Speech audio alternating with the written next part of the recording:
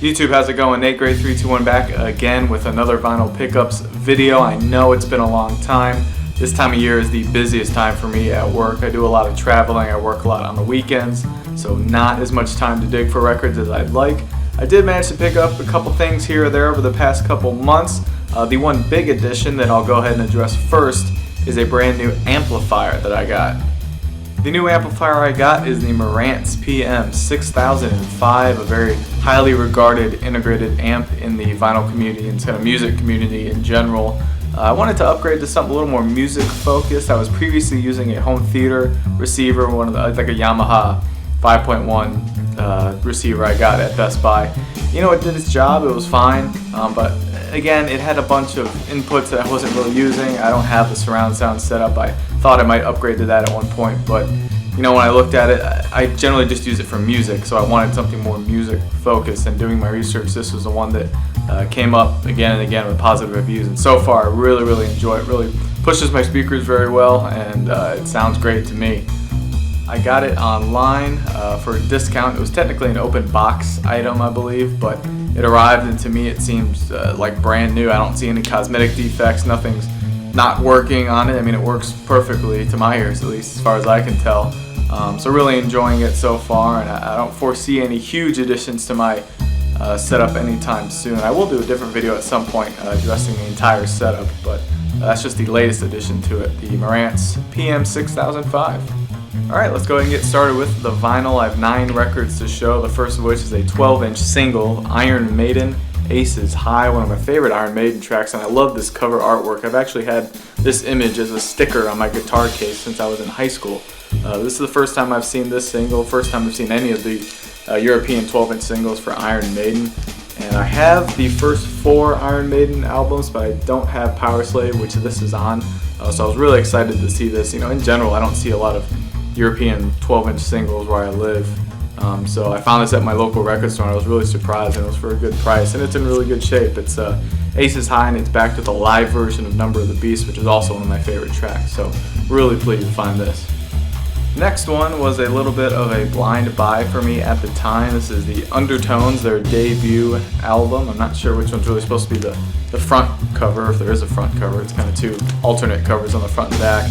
I had never heard of them before, never heard of this album, but I saw it was on Sire, and I saw it was dated 1979, and that's kind of in my wheelhouse of what kind of music I like. And I listened to it at the record store, and it was what I kind of expected. It was sort of punk, post-punk-ish kind of music, just really quick, fast songs, like 2 minutes, but just kind of a cool listen. And it turns out this is actually kind of a desirable record, and it's going for about 20 bucks on Discogs when I checked it when I got home, so I was a little surprised, but glad to find it. It was kind of a cool addition. Just that's what I love about collecting vinyl, is that you find these records that you never hear of and you say, oh, what the heck, and it turns out to be something really cool. So Undertones, debut album.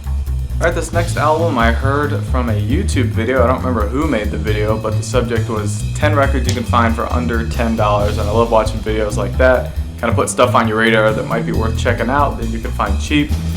And I watched that video, and literally the next day I went to the record store and found one of the records mentioned in that video. That's Santana's Caravanserai, not sure how you pronounce that. Awesome cover art, by the way. I love that contrast of the blue and the sun in the background. That's really cool album cover. And I was familiar with Santana, some of the earlier kind of hits, and then obviously his 190s hit that I'm not that big a fan of, but picked it up just on that recommendation, and it wasn't what I was expecting, but that's not a bad thing. This is sort of a jazz fusion-y kind of album. You know, it has some sort of ambient kind of moments to it. Mostly it's guitar work and some other instruments thrown in there, but definitely a lot more jazz heavy than I was expecting, which I'm really starting to kind of get into jazz, so I wasn't too disappointed with that. I thought it was a pretty cool surprise, and it just sounds excellent on vinyl, really well mastered in my opinion, just really good sounding album. So definitely a really great recommendation. I would recommend it if you're into that kind of jazz fusion stuff and good guitar work. Santana, Caravanserai. Another bit of a blind buy, and kind of continuing the Santana theme, I found a copy of Love, Devotion, Surrender, which is Santana, and Mahavishnu John McLaughlin, I don't know. And what it is, actually, at least the first track, is A Love Supreme, which, as you can tell, a tribute or an interpretation of Coltrane's Love Supreme. This album, a little more guitar heavy. They're kind of just trading guitar back and forth. It's okay. It's pretty. It's not as interesting to me as Caravanserai. I had a little more kind of jazz influence and other instruments thrown in there. This one's a little more straight, just kind of guitar work, and it sort of gets repetitive after a while, at least in my opinion. Researching it online a little bit, that was sort of the consensus. I think it wasn't as well received. Some people really like it, some people really don't like it. I'm kind of somewhere in the middle. It's okay, but it was only, a couple bucks, so I'm gonna keep it. But maybe something worth listening to at a different point, just to see, if it warms up to me at some point. But not too bad.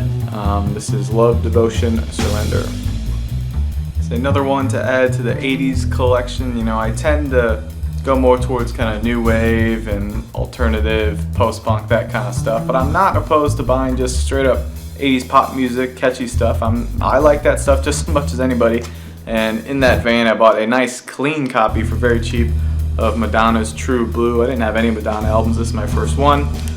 It's got a couple hits on there. Papa Don't Preach, which is okay. Open Your Heart's a really catchy track. And the rest of the tunes equally catchy, sort of typical 80s, kind of overproduced, just pop music. But like I said, it was cheap, it was in really good shape, and if it's 80s music, it's hard for me to turn it down. So I'll be looking for some of the other, maybe earlier Madonna stuff. This is probably about the tail end of what I like out of her catalog, but good copy of True Blue for cheap.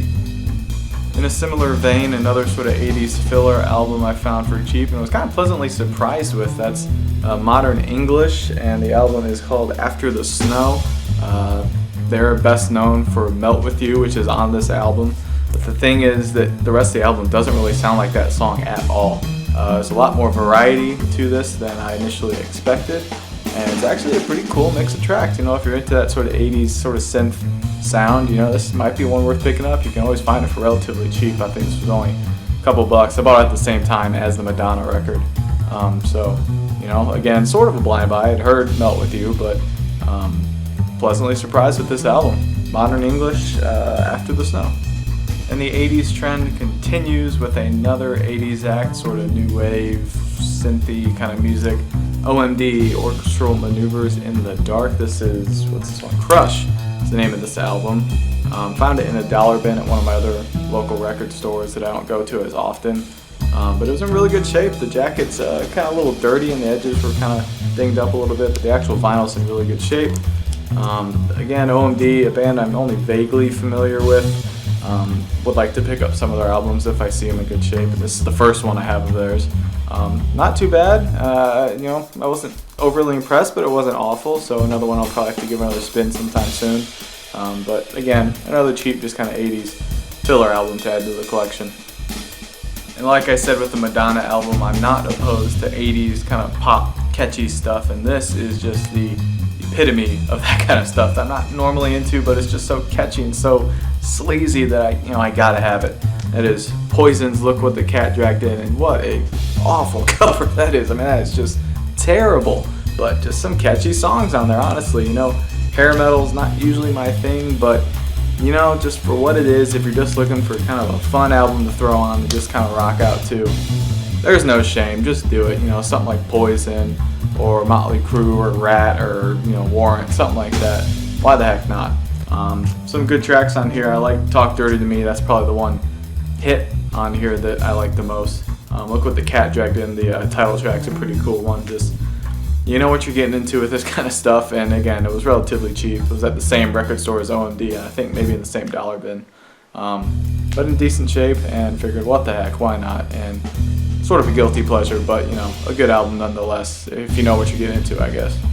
And lastly, a record that I had put on my want list quite a while ago and sort of honestly forgot about until I saw it at my local record. So I have two in town. One I go to almost weekly, and the other one I don't go to quite as often just because they don't rotate their stock quite as much, and they sort of cater to maybe older music and stuff that I'm not as into. But I was pleasantly surprised to find this there. It's Let's Active and their album Cypress. If you haven't heard of them, it gets sort of an REM-ish vibe out of them, and they're on IRS. So, obviously they sort of an alternative band from that era, sort of the acoustic rock kind of based softer alternative kind of stuff. But definitely, if you're into REM, I think you'll like them, and I love REM. So I think I heard them maybe on Spotify before. I can't remember exactly how I got hooked on them, but put the album on my want list and just stumbled upon it. I think it was $5, and this album is pretty affordable. I haven't seen it very often. This is the first and only time I've seen it, but at least online it's going for relatively cheap. So if you're into that kind of stuff, I would definitely recommend Let's Active Cypress. Really cool album, and really glad to add that to the collection. So that's it for this pickups video. Thanks for watching, and sorry again for not putting up videos as often as I would like. I'm going to try to get more up, but like I said, this is a busy time for me. Definitely this summer I'm going to be shopping a lot more and going more places, so you're definitely going to see a better variety of videos, I think. But thank you for watching, and staying tuned. If you're not subscribed already, please do. I promise more stuff will be coming. But for now, this is Nate Gray 321 signing out.